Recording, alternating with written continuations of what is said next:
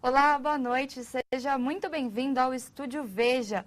Hoje a gente vai falar sobre a reforma trabalhista, que entra em vigor neste sábado, dia 11. Quem vai falar com a gente sobre esse assunto é Cláudia Abdul-Ahad, que é advogada e especialista no assunto. Boa noite, Cláudia, tudo bem? Boa noite, Nicole. Tudo bem? Obrigada pelo convite. Eu que agradeço a sua presença. E também está aqui comigo no estúdio Marcelo Sacate, repórter de Veja. Boa noite, Sacate. Boa noite, Nicole. Boa noite, doutora Cláudia. Boa noite. Doutora, para a gente começar essa conversa, eu queria saber se a senhora acha que essa reforma realmente era necessária e nesse momento. Qual a sua opinião a respeito? A gente tinha uma legislação de 1943, há 74 anos sem alteração. Eu entendo que a reforma trabalhista é muito importante e ela foi feita num momento muito propício, muito apropriado. Já deveria ter sido feita, ela vem sendo discutida há muito tempo. E agora ela foi implementada e a gente está esperando ela entrar em vigor no sábado. Sacate? Do que vai entrar em vigor, qual que, na sua opinião, são os pontos mais interessantes de atualização em relação a práticas que já vinham ocorrendo no mercado de trabalho, mas que a legislação, por ser ter tanto tempo, ela não acompanhava, não previa que existisse? Como, por exemplo, o teletrabalho. O trabalho em home office já era uma prática super usual nas empresas, tinha muita empresa no Brasil que já adotava esse tipo de trabalho, mas ele não era regulamentado na lei, o que causava inúmeras discussões judiciais. Nesse sentido, é positivo, então, para o trabalhador e para a empresa que isso esteja previsto na lei? Sem dúvida, sem dúvida. E você enumeraria os pontos mais polêmicos? Você estava me falando até que foram 114 pontos que foram modificados da lei. Da CLT, né? Da CLT, exatamente. Quais que você considera mais polêmicos e por quê? A gente tem alguns que estão fazendo bastante barulho por aí, como, por exemplo, o trabalho intermitente, que é o trabalho por hora, por dia ou por semana. Então, o empregado não tem mais 8 horas de trabalho diária, 44 semanais, 220 mensais. Ele pode ser convocado para trabalhar. Ele pode, inclusive, se recusar quando ele for convocado. Ele ganha todos os direitos seletistas, mas ele não tem um trabalho fixo. Isso é a forma de regulamentar o bico, que já é uma prática que também já é existente no Brasil. Seria transformar os bicos CLT, virarem empregados. Mas isso está causando muita polêmica, porque ele pode tirar alguns trabalhos já das pessoas de 8 horas diárias. Outro ponto que eu acho que é super relevante e super polêmico é a questão de gestantes e lactantes trabalharem em locais insalubres. A finalidade da norma, ela é justa. É dar mais possibilidade das mulheres serem inseridas no mercado formal de trabalho. Mas tem toda uma questão da proteção à vida, que é mais importante que a proteção ao trabalho. E também não teve uma explicação muito ampla, né, sobre o porquê mudar essa regra nesse momento. Ou você não concorda com isso? Não, eu entendo que a explicação é dar mais postos formais para a mulher. Porque as empresas que têm insalubridade acabam por não contratar a mulher. E para a mulher conseguir ascender na carreira dela, ela precisa começar pela base. E como ela tem menos empregos formais, acaba sobrando mais emprego informal para a mulher. Então a finalidade é justa. A lei tem uma explicação para isso. Mas, no fim das contas, talvez o prejuízo seja maior do que o benefício. Quando a lei foi sancionada em julho desse ano, falava-se que o presidente Michel Temer poderia editar alguns pontos por meio de uma medida provisória. Você acha que isso ainda é possível? Quer dizer, a lei entra em vigor no sábado, portanto o governo teria só até sexta-feira, isso, para fazer alguma modificação? Sim, existia toda uma questão de que a medida provisória ia ser editada até para dirimir esses pontos polêmicos. Por exemplo, o trabalho das gestantes, o trabalho intermitente, a questão das contribuições sindicais que viraram facultativas, não são mais obrigatórias. Ou seja, aquele um dia, né, que o trabalhador doaria ao sindicato, isso não é mais obrigatório. É facultativo. Agora virou facultativo. Então, esses pontos eram alguns pontos que o governo estava se comprometendo a alterar através da medida provisória. A gente tem até sexta para ver se vai acontecer alguma coisa. E se o governo não fizer nada até lá, esses pontos estão valendo e não podem mais ser modificados? Ainda podem ser modificados, mas por uma nova lei. Então, a gente vai tem um outro trabalho a ser feito aí. Não vai ser mais tão simples como seria pela medida provisória. Sacate. Tem aquela questão, né, dos magistrados, que eles poderiam também então, modificar. é um ponto. recentemente, a Associação Nacional dos Juízes da Justiça do Trabalho, eles se manifestaram, né, com a ressalva de que eles disseram, olha, isso não é uma determinação, mas é uma orientação, um posicionamento da entidade. Eles se mostraram contrários a muitos pontos dessa nova lei. E aí a dúvida que fica é o seguinte, isso vale tanto para o empresário como para o trabalhador. Entra em vigor agora dia 11, a Justiça, os juízes dizem que, olha, muita coisa a gente não vai acatar. Qual que é a orientação, como que eles devem agir, tanto trabalhadores como empresários? O ministro, que é o presidente do TST, que é o Ives Gandra, ele já tem se posicionado favorável à reforma trabalhista. Tem alguns ministros do TST que vêm se posicionando favoráveis à reforma trabalhista. E eles têm dito, esses ministros, que esses juízes são minoritários. Tanto que no evento da ANAMATRA, que é a Associação dos Magistrados Trabalhistas, que eles colocaram todos os enunciados, tinham 600 pessoas participando. É ínfimo, perto do número de magistrados que a gente tem no Brasil. Então, as pessoas que são favoráveis à reforma trabalhista têm dito que essa é uma posição minoritária do judiciário. Entendi. Ou seja, na dúvida, então vai prevalecer a lei mesmo. Prevalece a lei. Tá ok. Prevalece a lei. Eu queria só lembrar que o site de Veja fez uma matéria explicando ponto a ponto, aliás, os pontos mais polêmicos, né, da reforma. Como a doutora disse, foram 114 pontos modificados na CLT, mas Veja fez uma matéria que fala sobre a reforma trabalhista, que entra em vigor a partir do dia 11, esse sábado, e fala alguns pontos do que mudam nessa lei. E, doutora, a quais pontos você acha que as empresas deveriam se ater, assim, de imediato, né? A partir de segunda-feira, com o que elas deveriam ficar mais preocupadas em estudar, em ver como que vai funcionar a partir de agora? Nicole, pela minha experiência, as empresas vêm estudando isso há 120 dias. Então, são 114 pontos que foram alterados. Para cada setor, se aplicam alguns artigos e tem alguns pontos mais importantes.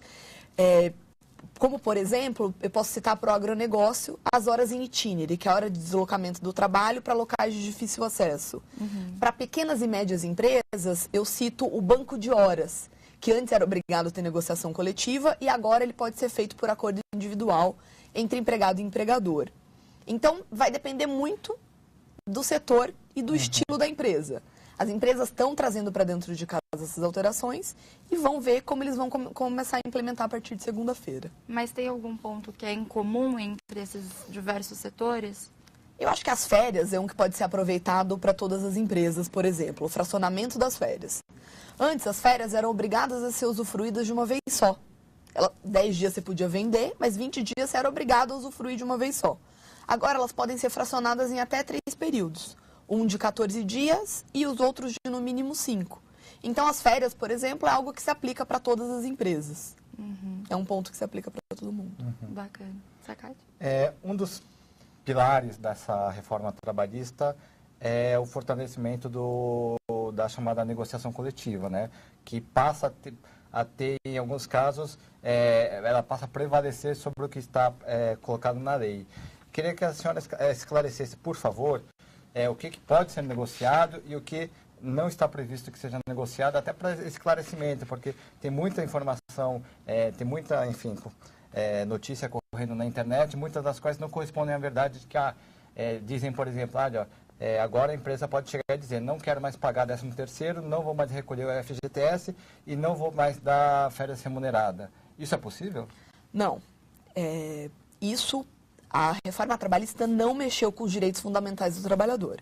Então, aviso prévio, férias, 13º, licença maternidade, fundo de garantia, seguro-desemprego, por exemplo, são garantidos, não podem ser negociados.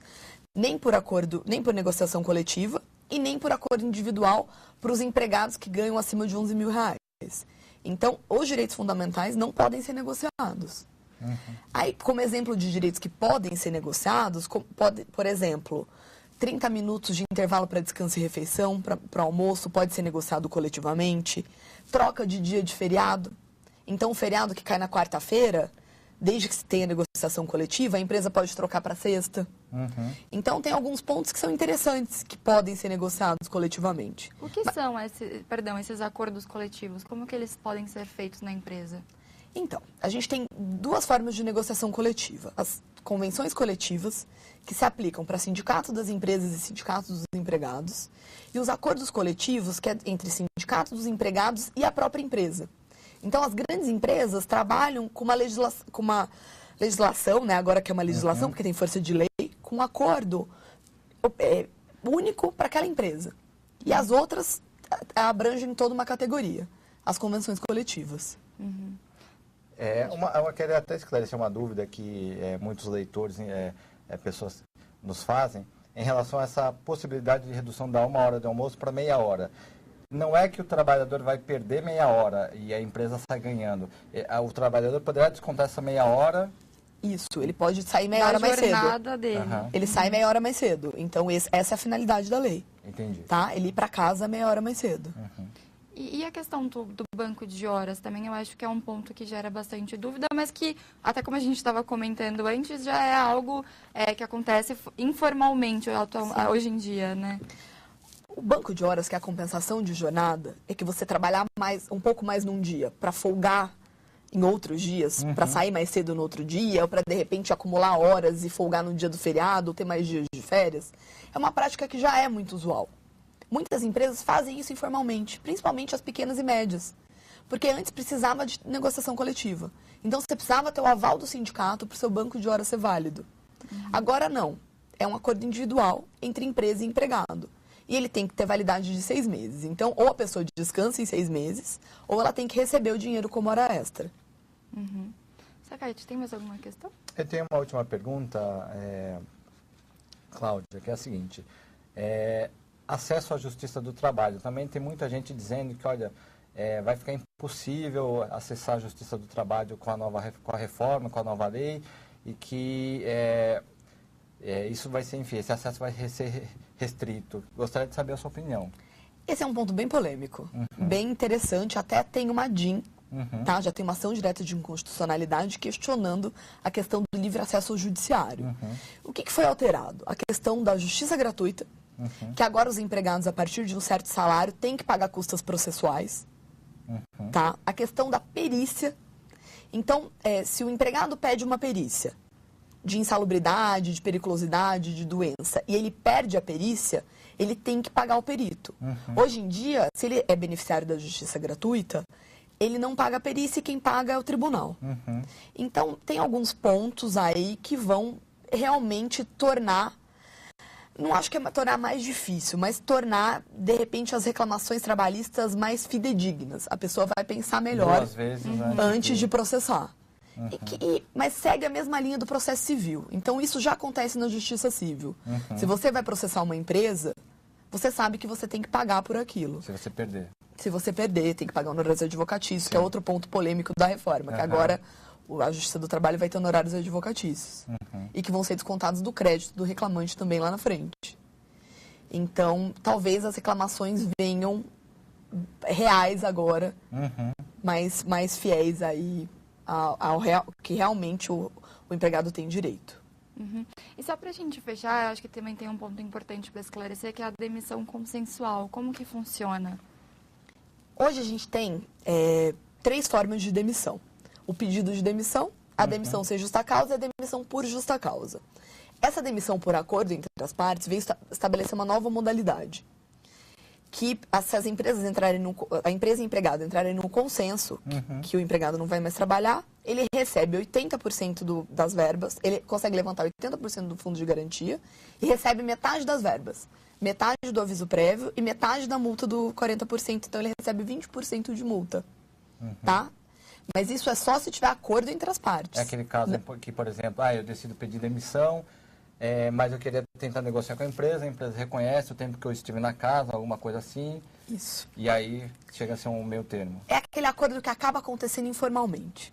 Que a pessoa vem pedir demissão para o empregador resolve não dar, mas o empregado não quer abrir mão deixar os direitos dele na mesa, principalmente fundo de garantia. Poder recolher de uma vez, né, retirar tudo. Retirar o dinheiro. Agora ele vai poder tirar 80% do dinheiro que está lá. Vai estar previsto em lei. Isso, vai estar previsto em lei. O que é importante dizer é que nessa modalidade ele não levanta o seguro-desemprego. Ah, ok. Isso é importante. Levanta o fundo de garantia, mas seguro-desemprego não. Então seria uma escolha, né? Você opta por um ou por outro. Na verdade, é o acordo, né? Para sair da empresa. Se o seu empregador quiser te demitir, você continua recebendo todos os direitos, inclusive o seguro-desemprego. Perfeito. Cláudia, muito obrigada, viu, pela sua participação. Obrigada a vocês, eu que agradeço. Obrigada, Sacate. Obrigado. Obrigada a você que nos assistiu. Eu só quero então relembrar mais uma vez que o site de Veja fez uma matéria com alguns dos principais pontos da reforma trabalhista que entra em vigor neste sábado, dia 11. Muito obrigada pela sua audiência, pela sua companhia e até amanhã.